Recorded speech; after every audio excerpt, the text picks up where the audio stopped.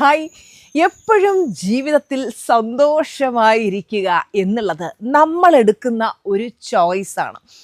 പലരും ചിന്തിക്കുന്നത് ലൈഫിലെല്ലാം പെർഫെക്റ്റ് ആയി കഴിഞ്ഞാൽ ഞാൻ ഹാപ്പിയാകാം, എനിക്ക് ഞാൻ ആഗ്രഹിച്ചൊരു ജോലി കിട്ടിക്കഴിഞ്ഞാൽ ഹേയ് ഞാനൊന്ന് ഹാപ്പി, അല്ലെങ്കിൽ ഞാൻ ആഗ്രഹിച്ചതുപോലെ എനിക്കൊരു വീട് വെക്കാൻ കഴിഞ്ഞാൽ ഞാൻ ഹാപ്പി, എൻ്റെ കടബാധ്യത തീർന്നു കിട്ടിക്കഴിഞ്ഞാൽ അന്ന് ഞാൻ ഹാപ്പി ആകാം എന്നൊക്കെ പറഞ്ഞ് എല്ലാം പെർഫെക്റ്റ് ആയെങ്കിൽ മാത്രമേ ഞാൻ ഹാപ്പി ആകൂ എന്നാണോ നിങ്ങൾ ചിന്തിക്കുന്നത്? മക്കളെ, ലൈഫ് ആകുമ്പം പല പ്രശ്നങ്ങളും വരും.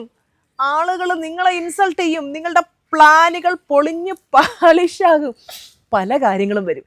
അപ്പോൾ ലൈഫിൽ എന്തു പ്രശ്നം വന്നാലും അവിടെയൊക്കെ ആ പ്രശ്നങ്ങൾക്ക് നടുവിൽ അതിനെ തരണം ചെയ്തുകൊണ്ട് വളരെ ഈസി ആയിട്ട് മുന്നോട്ട് പോകുന്നവരുടെ മുന്നിൽ ലൈഫ് തന്നെ തലകുനിക്കും. നിങ്ങൾ കരഞ്ഞ് ജീവിക്കുകയാണോ? ഒരു വിക്ടിമിനെ പോലെ, ഒരു ഇരയെപ്പോലെ എനിക്ക് സന്തോഷമില്ല, ഞാൻ എൻ്റെ ജീവിതത്തിൽ രക്ഷപ്പെടാൻ വേണ്ടി എന്തൊക്കെ ചെയ്തു, ഒന്നിലും എനിക്കൊരു ഉയർച്ച കിട്ടുന്നില്ല എന്നൊക്കെ പറഞ്ഞ് ഒരു സന്തോഷമില്ലാതെ ജീവിച്ചു കൊണ്ടിരിക്കുകയാണോ? ഇസ്രമ ഒരു കഥ പറഞ്ഞു തരട്ടെ. ഒരു തോട്ടത്തിൽ പണിയെടുക്കുന്ന 2 തൊഴിലാളികളുണ്ടായിരുന്നു. ഇവർക്ക് 2 പേർക്കും ഒരേ സാഹചര്യം, ഒരേ സൂര്യൻ, ഒരേ വെയിൽ, ഒരേ ഭക്ഷണം, ഒരേ കൂലി. പക്ഷേ ആദ്യത്തെ വ്യക്തി ജോലി ചെയ്തിരുന്നത് എപ്പോഴും ആ തോട്ടത്തിൽ വന്ന ഉടനെ തുടങ്ങും, എന്തൊരു ചൂടാണ് ഇന്നത്തെ ദിവസം, ഇന്ന് രാവിലെ കണി കണ്ടതേ ശരിയായില്ല, ഇന്നത്തെ ദിവസം പോക്കാം.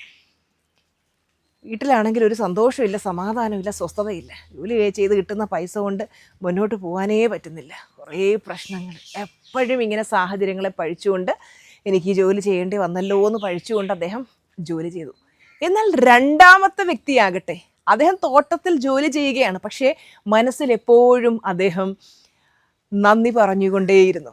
ദൈവമേ, എനിക്ക് അന്നം കഴിയാനായിട്ട് ഈ ഒരു ജോലിയെങ്കിലും ഉണ്ടല്ലോ, ഈ ജോലിയിൽ നിന്ന് കിട്ടുന്ന ഒരു വരുമാനം കൊണ്ട് എൻ്റെ കുടുംബം കഴിയുന്നുണ്ടല്ലോ, എനിക്ക് എൻ്റെ ഭാര്യയും മക്കളെയും അന്തസ്സായിട്ട് നോക്കാൻ പറ്റുന്നുണ്ടല്ലോ, ദൈവമേ നന്ദി, എനിക്ക് ആരോഗ്യമുള്ളൊരു ശരീരം ഉണ്ടല്ലോ. അങ്ങനെ അദ്ദേഹം ഓരോ കാര്യങ്ങൾക്ക് നന്ദി പറഞ്ഞ് ഹാപ്പി ആയിരിക്കാൻ തുടങ്ങി. നിരന്തരം മനസ്സിൽ അദ്ദേഹം ഒരു കോടീശ്വരനായി മാറുന്നതും ലൈഫിൽ രക്ഷപ്പെടുന്നതും ഒരു ബെൻസ് കാറിൽ മുതലാളിയെപ്പോലെ ചാരിക്കിടന്ന് യാത്ര ചെയ്യുന്നതുമായിട്ടൊക്കെ ഈ മനുഷ്യൻ നിരന്തരം ചിന്തിക്കുമായിരുന്നു. ഒരാൾ മണ്ണിൽ പണിയെടുത്തു, അടുത്ത ആൾ മനസ്സിൽ പണിയെടുത്തു. ആർക്കായിരിക്കും വിജയം കിട്ടുക?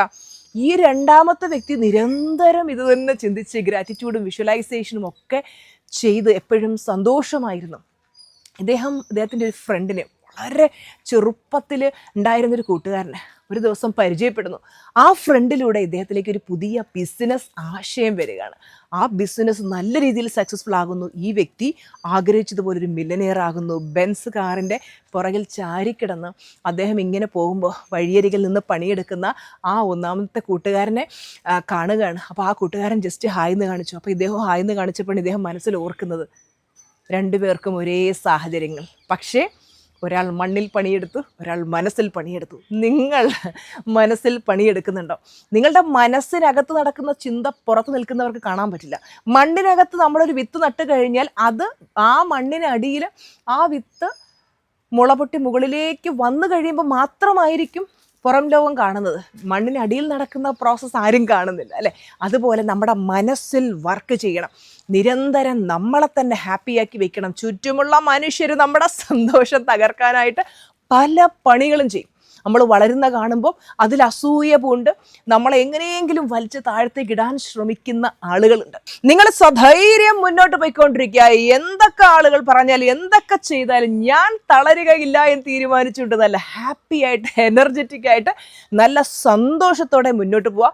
ഇന്ന് ടീച്ചർമാർ തരുന്ന ആക്ടിവിറ്റി എന്ന് പറയുന്നത് സ്മൈൽ, പുഞ്ചിരിക്കുക. ഇന്ന് നിങ്ങൾ പുറത്തൊക്കെ പോകുമ്പോൾ ആരെയെ കണ്ടാലും അവരെ നോക്കി പുഞ്ചിരിക്കുക. ഒരു അപരിചിതനായിട്ടുള്ള വ്യക്തിയാണെങ്കിൽ ചിരിക്കുക. നിങ്ങൾ ചിരിക്കുമ്പോൾ ആ വ്യക്തിയും തിരിച്ച് ചിരിക്കുക, അല്ലേ?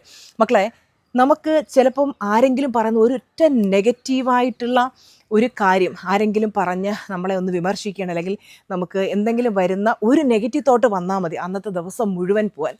പക്ഷെ നമ്മൾ വഴിയിൽ നടന്നപ്പോൾ ഒരു അപരിചിതൻ നോക്കി നമ്മളത് നോക്കി ഭംഗിയായിട്ട് ചിരിച്ചു. ആ ഒരു സ്മൈല് മതി അന്നത്തെ ദിവസം മൊത്തം ഹാപ്പി ആയിരിക്കും, ശരിയല്ലേ? അതുപോലെ നിങ്ങളുടെ ഒരു പുഞ്ചിരി ആർക്കെങ്കിലും ഒരു ദിവസത്തെ ഹാപ്പിനെസ് കൊടുത്താലോ അല്ലേ? അപ്പം നിങ്ങൾ പുഞ്ചിരിക്കുക, ഓർക്കുമ്പോഴൊക്കെ ടീച്ചർമാർ പറഞ്ഞ പോലെ ഒന്ന് പുഞ്ചിരിക്കാൻ ശ്രമിക്കുക. ഇന്ന് ദിവസം എത്രത്തോളം തവണ ചിരിക്കാൻ പറ്റുമെന്ന് ചിരിക്കുക. അപ്പോഴൊക്കെ ഓർക്കുക, അയ്യോ ടീച്ചർമാർ പറഞ്ഞിരിക്കണം എന്ന് ഉടനെ നിങ്ങൾ ചിരിക്കുക. അങ്ങനെ ചിരിച്ച് ചിരിയെ നിങ്ങളുടെ ഒരു ശീലമാക്കുക. ചിരിക്കൂ ചിരിച്ചു കൊണ്ടേയിരിക്കും. ഇത് ഏതോ ഒരു റേഡിയോ ചാനലിൻ്റെ പരസ്യമാണ്, ഞാൻ കടമെടുത്തത് കേട്ടോ. ഏതാണെന്നുള്ളത് കമൻറ്റിൽ രേഖപ്പെടുത്തുക. ഇന്നലെ ടീച്ചറമ്മ തന്ന 5 സെക്കൻഡ് റൂള് ചെയ്തോ? ഇന്ന് നമ്മുടെ 365 ട്രാൻസ്ഫോർമേഷൻ ജേണിയുടെ ഡേ 11 11 ദിവസമായപ്പോൾ ആവേശം കുറഞ്ഞിട്ടുണ്ടോ? എനിക്കൊട്ടും ആവേശം കുറഞ്ഞിട്ടില്ല കേട്ടോ. നിങ്ങൾക്ക് എവിടെയെങ്കിലും ആവേശം കുറഞ്ഞിട്ടുണ്ടെങ്കിൽ വീണ്ടും കറക്റ്റായിട്ട് ആ ട്രാക്കിൽ പോകണം. കാര്യം 365 ദിവസം വീഡിയോ ഇടാമെന്നുള്ളത് എൻ്റെ വാക്ക്. അതുപോലെ നിങ്ങളും ആ 365 ദിവസത്തെ വീഡിയോ കണ്ട് പ്രാക്ടീസ് ചെയ്ത് ലൈഫ് മാറ്റാന്നുള്ളത് നിങ്ങളുടെ വാക്കാണ് അല്ലേ? അതിന് റെഡി ആയിട്ടുള്ളവർ യെസ് എന്ന് ഇപ്പം തന്നെ കമൻറ്റിലിടുക. എല്ലാ ദിവസവും വീഡിയോസ് കറക്റ്റായിട്ട് കണ്ട് കമൻസൊക്കെ ഇട്ട് നല്ല എന്താ പറയുക, ടീച്ചർ നമുക്ക് നല്ല ഒരു സന്തോഷം തോന്നുന്ന രീതിയിലുള്ള നല്ല പോസിറ്റീവ് കമൻസൊക്കെ ഇട്ട് സപ്പോർട്ട് ചെയ്യുക. ഇനിയും നല്ല അടിപൊളി കണ്ടന്റുമായിട്ട് ടീച്ചർമ്മ വരുന്നതായിരിക്കും. അപ്പോൾ ഡേ 12 വീഡിയോയിൽ നമുക്ക് കാണാം. അതുവരെ bye bye, love you.